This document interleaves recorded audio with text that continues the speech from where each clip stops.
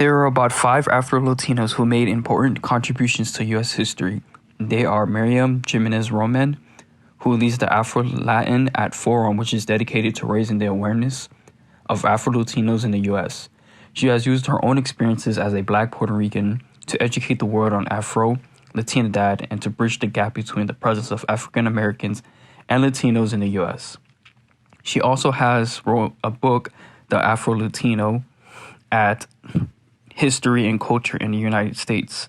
She created spaces and outlets for Black Latinos that previously didn't exist and addressed issues that are often ignored.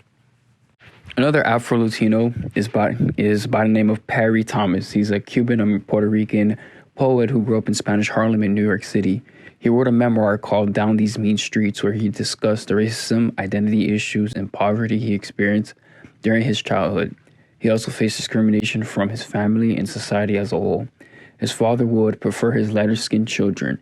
He sold drugs and ended up in prison after he hurt a police officer during his 7 years in prison.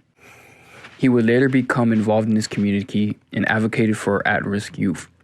He will be remembered as an influential voice of the Nuyorican movement, which captured the experiences of Puerto Ricans in New York, the discrimination and marginalization they faced.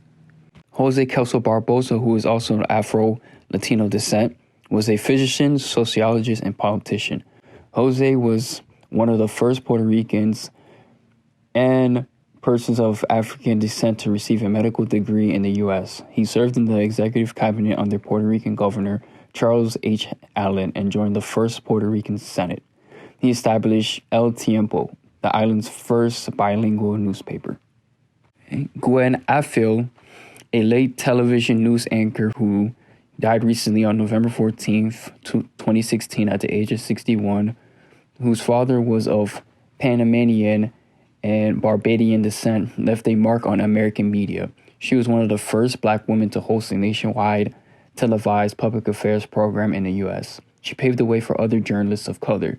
She worked for the Washington Post, the New York Times, NBC, and PBS. And she was the first Black woman to moderate a vice presidential debate.